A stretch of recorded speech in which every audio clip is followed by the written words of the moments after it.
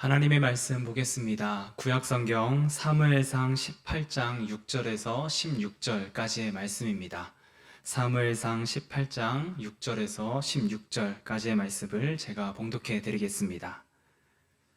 무리가 돌아올 때 곧 다윗이 블레셋 사람을 죽이고 돌아올 때에 여인들이 이스라엘 모든 성읍에서 나와서 노래하며 춤추며 소고와 경새를 가지고 왕 사울을 환영하는데 여인들이 뛰놀며 노래하여 이르되 사울이 죽인 자는 천천히요 다윗은 만만이로다 한지라.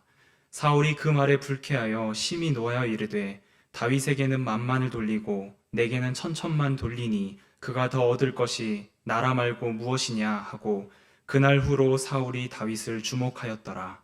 그 이튿날 하나님께서 부리시는 악령이 사울에게 힘있게 내림에 그가 집 안에서 정신없이 떠들어대므로 다윗이 평일과 같이 손으로 수금을 타는데 그때 사울의 손에 창이 있는지라. 그가 스스로 이르기를 내가 다윗을 벽에 박으리라 하고 사울이 그 창을 던졌으나 다윗이 그의 앞에서 2번 피하였더라. 여호와께서 사울을 떠나 다윗과 함께 계심으로 사울이 그를 두려워한지라. 그러므로 사울이 그를 자기 곁에서 떠나게 하고 그를 천부장으로 삼음에 그가 백성 앞에 출입하며 다윗이 그의 모든 일을 지혜롭게 행하니라. 여호와께서 그와 함께 계시니라. 사울은 다윗이 크게 지혜롭게 행함을 보고 그를 두려워하였으나 온 이스라엘과 유다는 다윗을 사랑하였으니 그가 자기들 앞에 출입하기 때문이었더라. 아멘. 예, 이제 지난 7월이 모두 끝나고요. 오늘부터 새로운 8월이 시작이 됩니다. 우리 집사님께서 기도 중에서 말씀해 주신 것처럼 17번에 걸친 사도신경이 맞춰지고 이제 8월 한 달 동안은 새로운 주제를 가지고 함께 말씀을 나누려고 하는데요. 이 무더위에 지친 마음에 활력을 더해주고 좀 마음에 힘을 더해주는 말씀으로 우리가 함께 나누었으면 좋겠다. 그런 생각에 제가 심심풀이라는 주제하에 마음이 힘을 얻으면 자유로워진다 라는 그런 의미로 심심풀이라는 주제하에 4번에 걸쳐서 함께 말씀을 나누려고 합니다. 여러분들이 이 말씀을 나누고 또 듣는 가운데 여러분들의 마음에 큰 자유함을 누리는 시간이 되기를 소망합니다. 오늘은 그 첫 번째 시간으로 자격지심에서 자격주심으로 라는 제목으로 말씀을 전합니다. 먼저 무더위에 여러분의 눈을 시원하게 하는 꽃사진을 보여드리면서 설교를 시작하려고 합니다. 한번 여러분들 한번 보시면 좋겠습니다. 여러분들이 주변에서 익히 보는 꽃입니다. 이 꽃은 서로 다른 이름을 가졌지만 실제로는 같은 별명을 가진 꽃입니다. 꽃을 자세히 보면 흰색과 노란색이 마치 계란 후라이를 해놓은 것 같아서 계란 후라이 꽃이라고 하는 별명을 가진 꽃인데요. 여러분들 보시기에 왼쪽에 있는 꽃은 데이지, 샤스타 데이지라는 꽃이고요. 오른쪽에 있는 꽃은 개망초라고 하는 꽃입니다. 이 꽃들은 모두 외국에서 들어온 외래종입니다. 데이지는 화해용으로 우리나라에 들어왔고 개망초는 개화기에 일본 사람들이 철도를 놓으려고 미국에서 가지고 온 침목에 섞여서 들어온 꽃입니다. 이제 꽃 사진을 내려주셔도 괜찮습니다. 여러분들 데이지하고 개망초를 여러분 보셨는데요. 개망초라고 하는 꽃은 일본 사람들이 우리나라에 철도를 놓으면서 그 철도를 놓기 위하여 침목이 필요한데 그 침목을 미국에서 가지고 들어오고 수입하려고 할 때 그 침목에 섞여서 들어온 씨앗 때문에 자란 꽃이 이 개망초라고 합니다. 그래서 주로 예전에 보면 철길을 따라서 이 꽃이 쫙 피었는데요. 사람들이 철길이 놓여지는 곳에 이 꽃이 피는 것을 보면서 이 꽃을 피는 곳부터 나라가 망해간다라고 해서 이름을 망국초라고 부르기도 하고요. 후에는 개망초라고 불리우게 된 곳이 이 개망초의 유래입니다. 들어온 배경과 사람들이 이 꽃을 부르는 이름은 다르지만 사실 이 두 꽃은 미국에서 같은 종에서 출발한 꽃입니다. 똑같이 이제 데이지라고 하는 그 종에서 출발한 꽃인데요. 어떤 사람들의 선호에 따라서 어떤 꽃은 화해용, 원해용이 되기도 하고 어떤 꽃은 잡초로 분류가 되기도 합니다. 하지만 이 두 꽃은 사람들이 자신을 어떻게 부르든지 상관없이 각자의 자리에서 보란 듯이 아름답게 해마다 자신의 얼굴을 드러내며 피고 있는 꽃입니다. 제가 토종 식물학에 대해서 공부를 하면서 제일 많은 위로를 받았던 식물이 있다면 바로 이 개망초라고 하는 꽃입니다.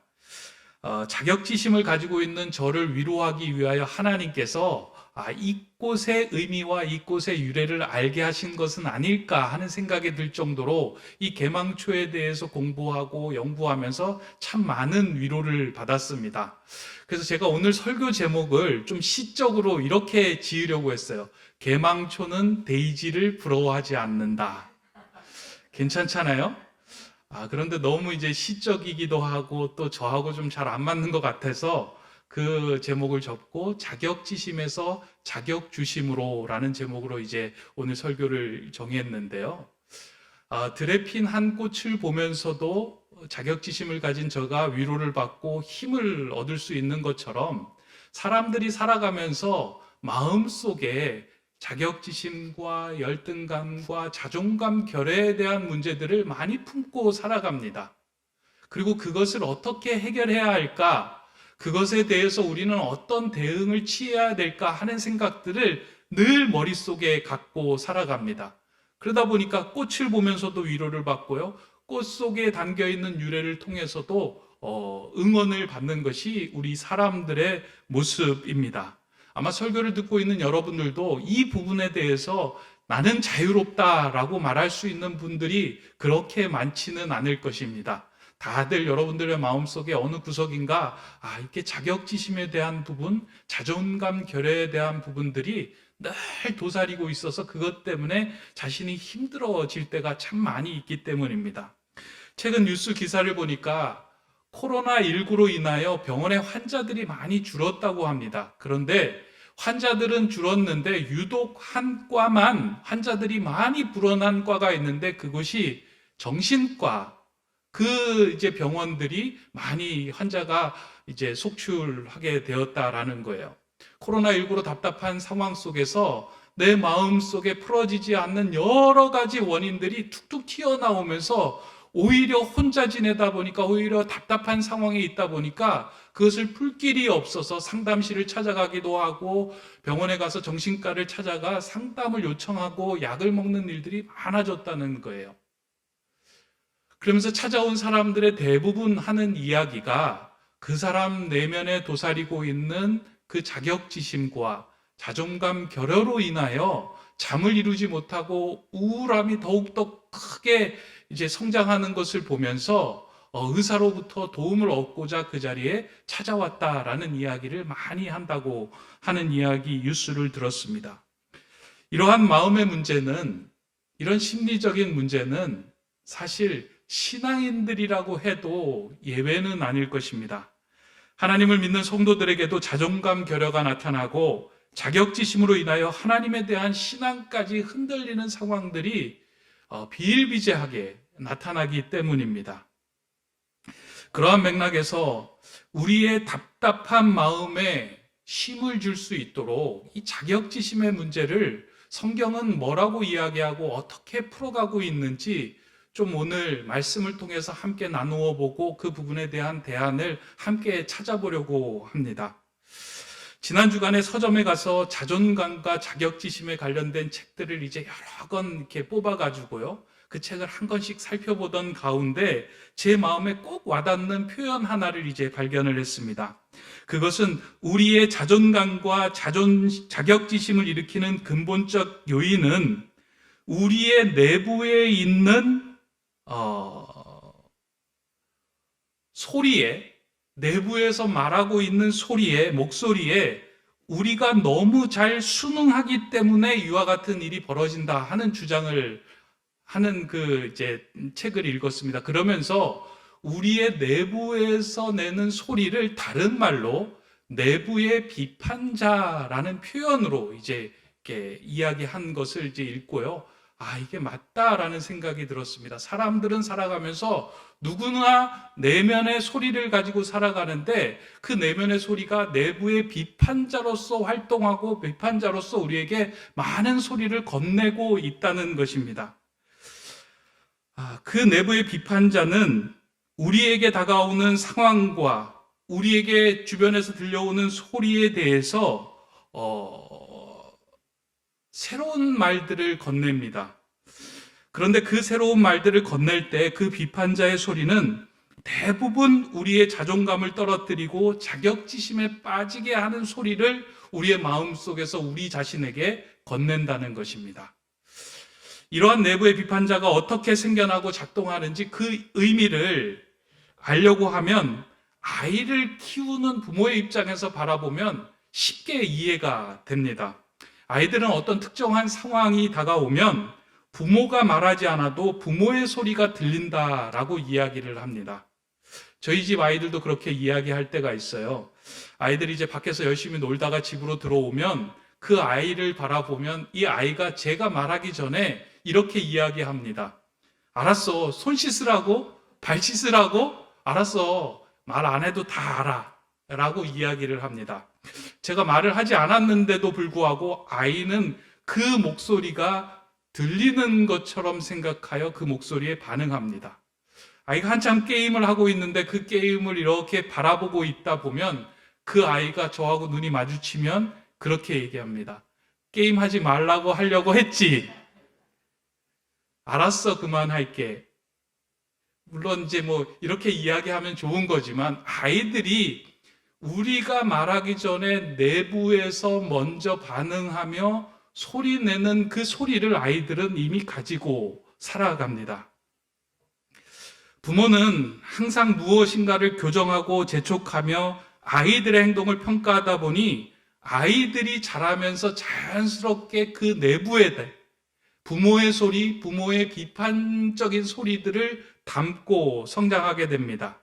특별히 어려서부터 부모의 말을 잘 듣는 아이일수록 모든 상황에서 들려오는 부모의 목소리를 더 크게 듣는 아이일수록 더 순종적이고 더 모범적인 아이로 어렸을 때 자란다고 합니다.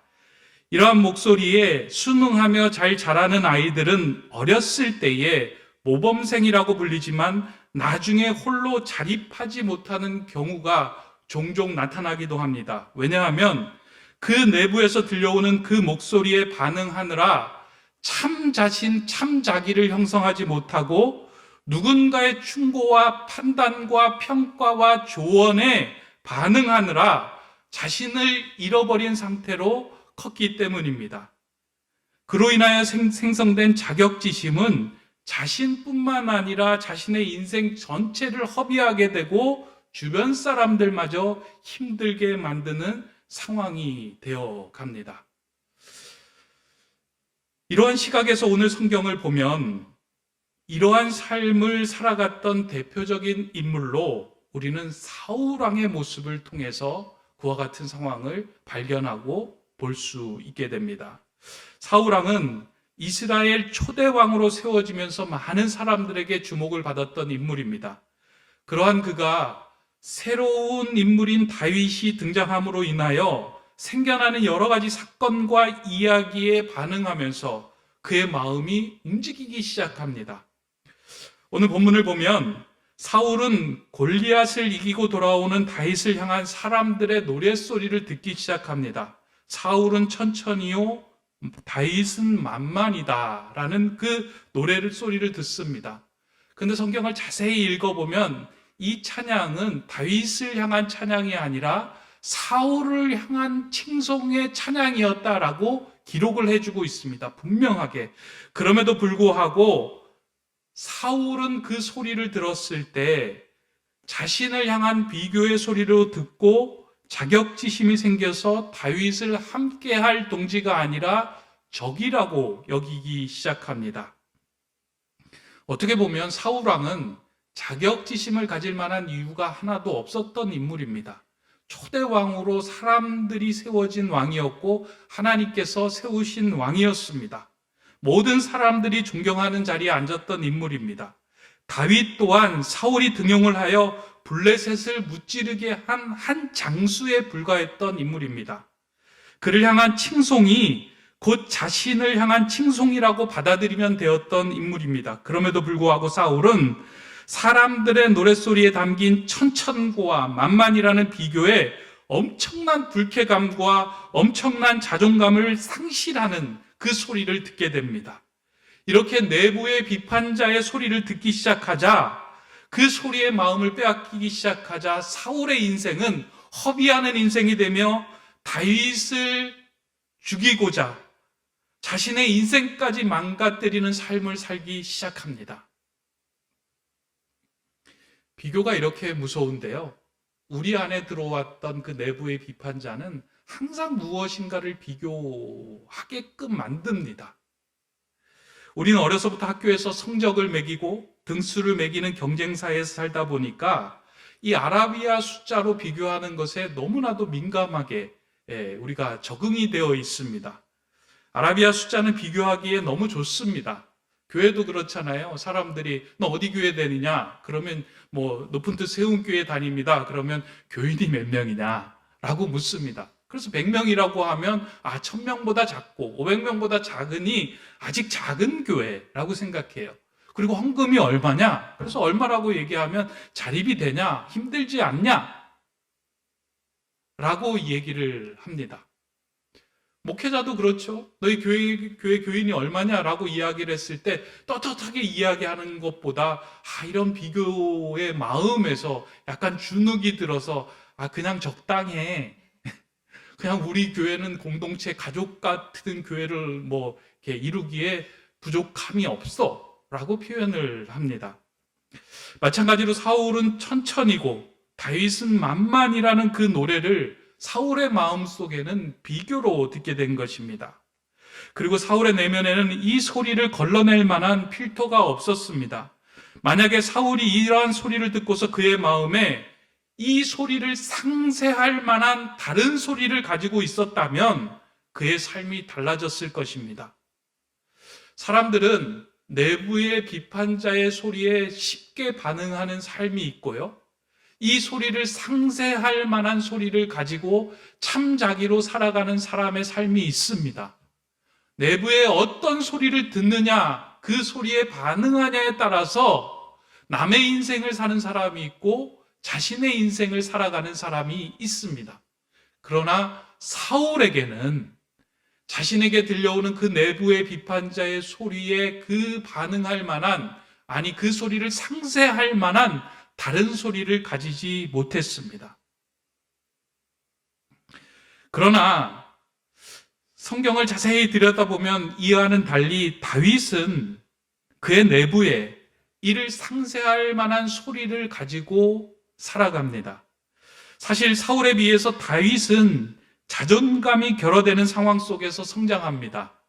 그렇잖아요. 가족 중에서도 제일 막내이고 이 가정 중에서 왕으로 세울 만한 사람을 찾고자 했을 때에도 그 큰형 엘리압의 모습을 보면서 아버지도 칭찬하고 그 기름을 붓고자 하는 선지자도 칭찬을 하였음에도 불구하고 다윗은 그 안에 속하지도 못했던 한 소년에 불과했던 인물입니다.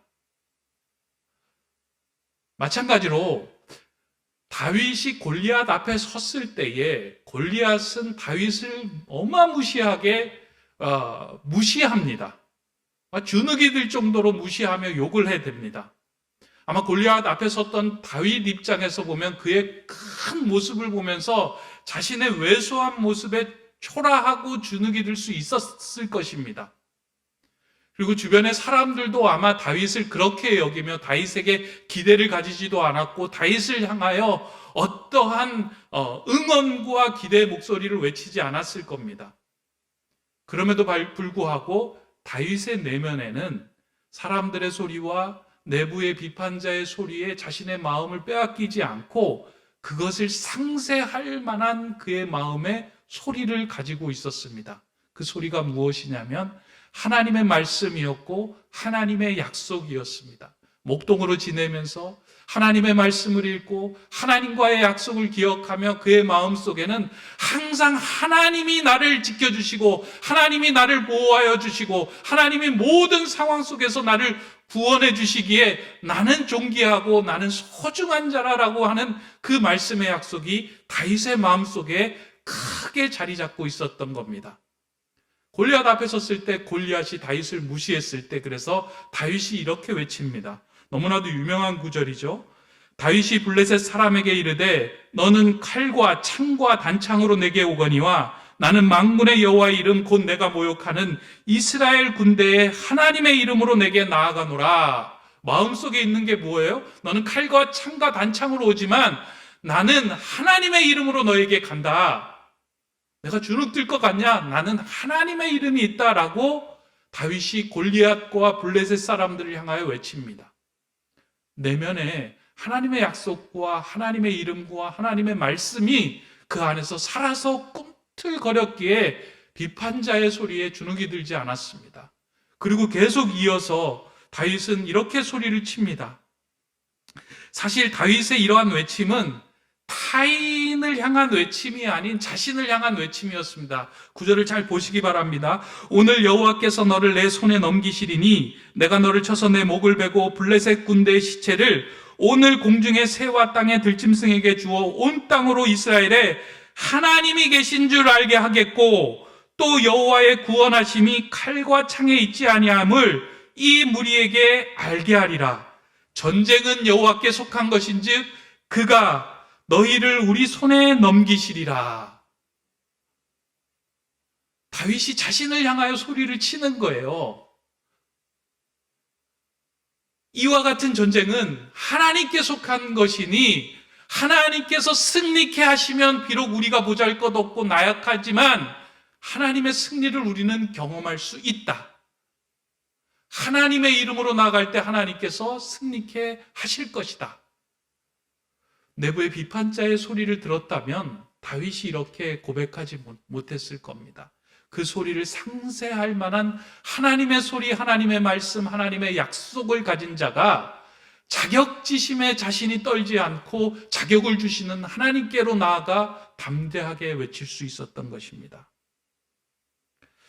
우리의 삶에 자격지심이 생기는 가장 큰 원인은 우리에게 들려오는 수많은 소리에 내부의 비판자가 쉽게 큰 소리를 내도록 우리의 마음을 너무 쉽게 맡겨버리기 때문입니다.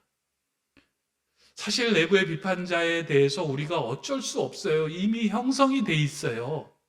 내 안에서 소리치고 내 안에서 이야기하고 내 안에서 나로 하여금 자격지심이 생기는 그 원인들을 우리는 우리의 힘으로 없앨 수가 없어요.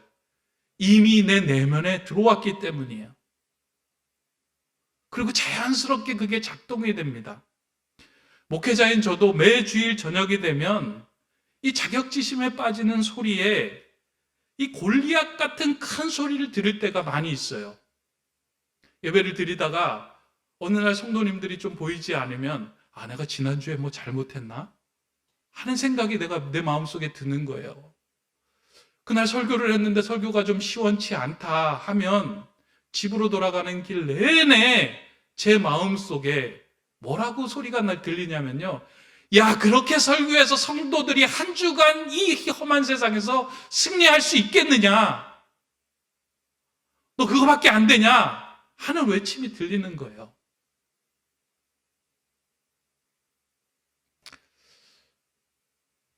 그런 외침이 들릴 때 그게 저도 마음으로 동의될 때 제 마음속에서 제 입에서 이런 소리가 툭 나와요.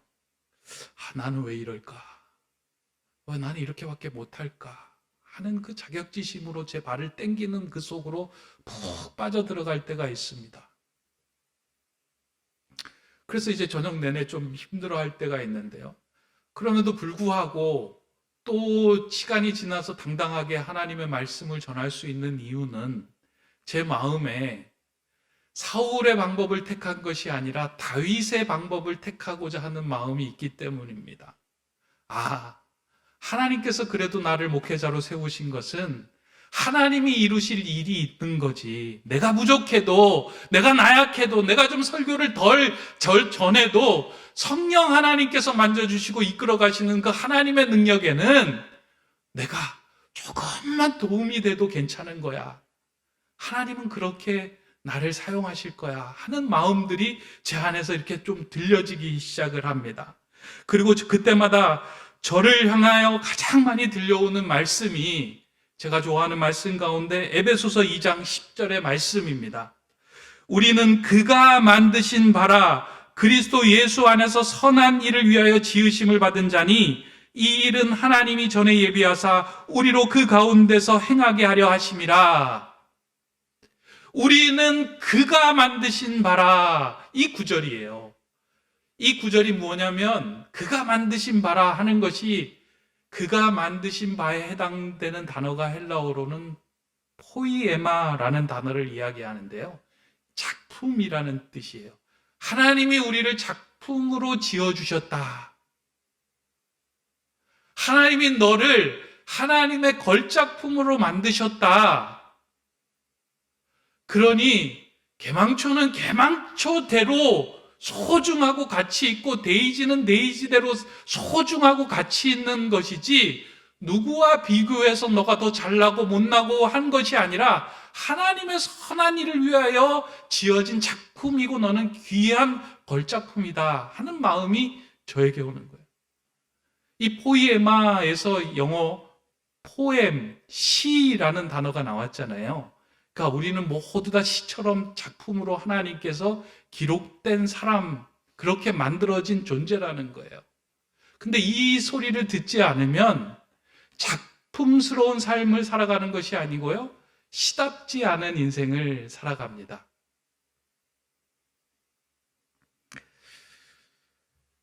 그렇게 세상이 아무리 우리를 주눅들게 하며 내부의 비판자가 어떠한 소리를 내더라도 우리는 결코 주눅들 이유가 없습니다.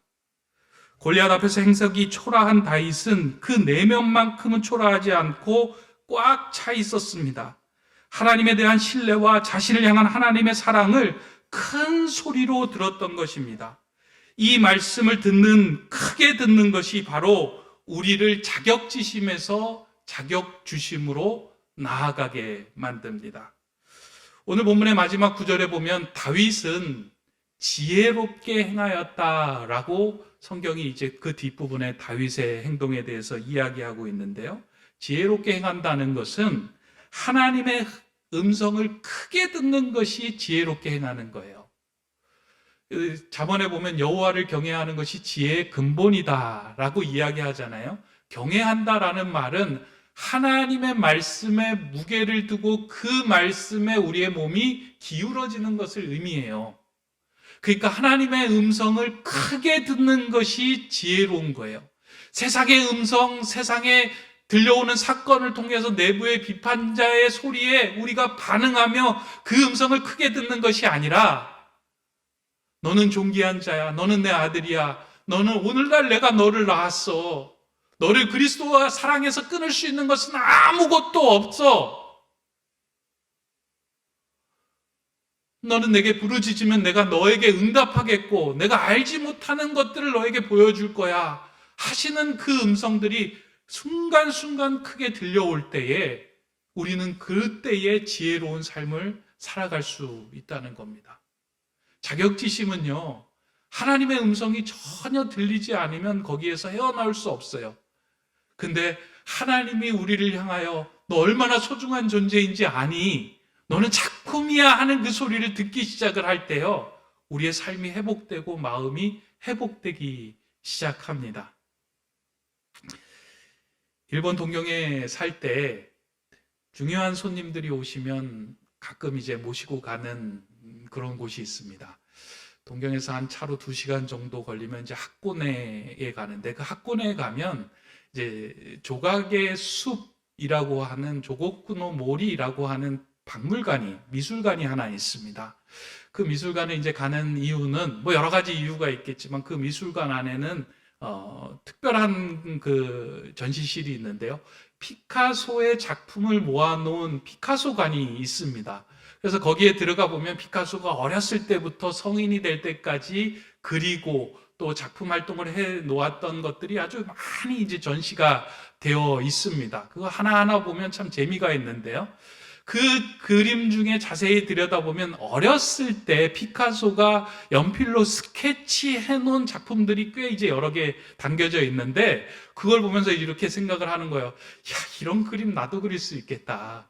이게 뭔 작품이라고 여기에 걸어놨냐. 연필로 끄적끄적 해놓은 것들 같은데 내가 마음만 먹으면 저거보다 더 잘 그릴 수 있겠다 하는 생각이 들 정도로 야, 이게 작품이라고 할 정도로 그런 그림들이 거기에 이렇게 걸려 있는 거예요. 물론 나중에 아주 대단한 뭐 추상적인 그림도 있지만 앞쪽에 보면 그런 작품들이 꽤 있습니다. 그런데 놀라운 건 그 연필로 그린 그림도 상당한 값어치가 있게 그 구입을 하고 그 가치를 매겨놨다는 거예요.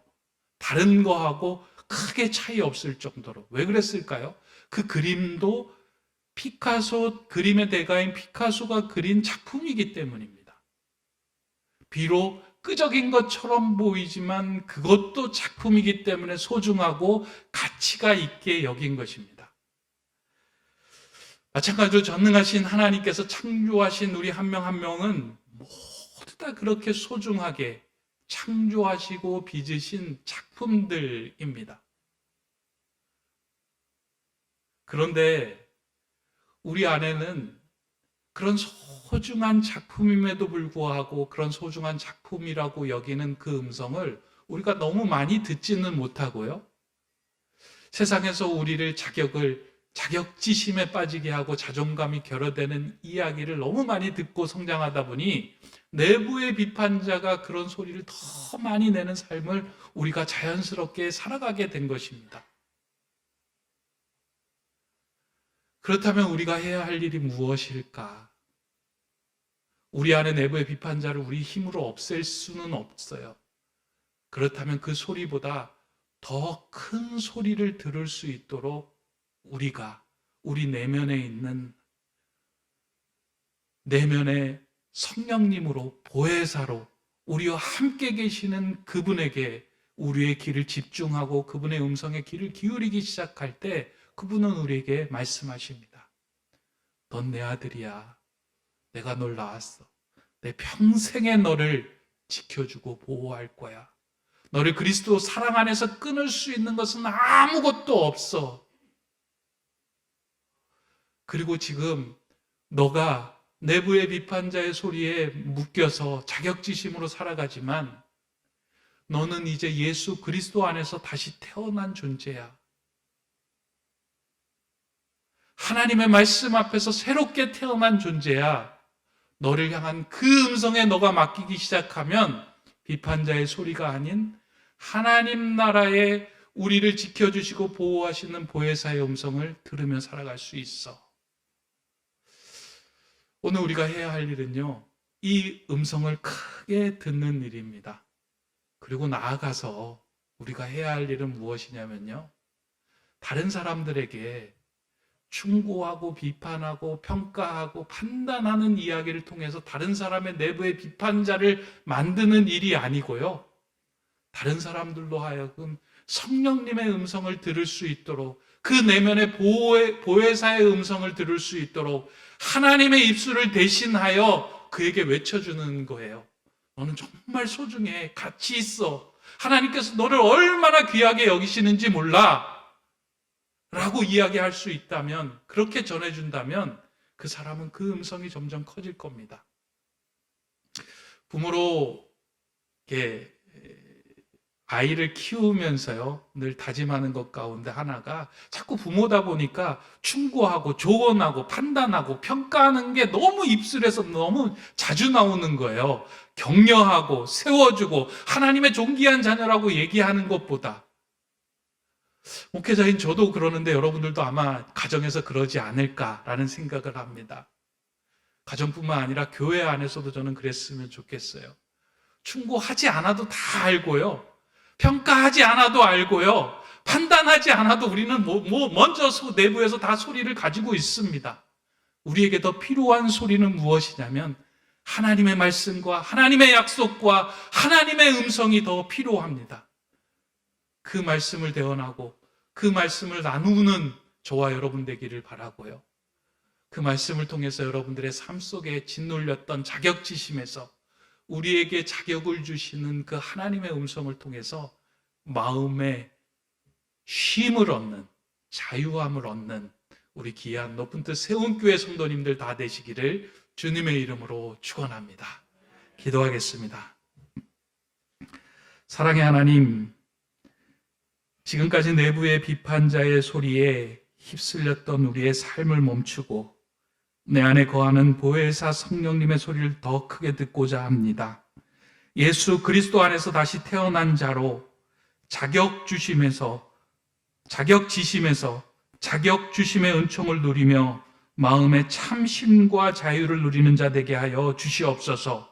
이로부터 나아가서 하나님 우리에게 주신 이 입술을 통하여 한 생명 한 생명에게 하나님의 말씀과 약속과 음성을 대언하며 그들의 마음의 평안과 쉼을 전해줄 수 있는 복음의 확성기와 같은 삶을 살아가게 하여 주시옵소서. 예수 그리스도의 이름으로 기도드립니다. 아멘.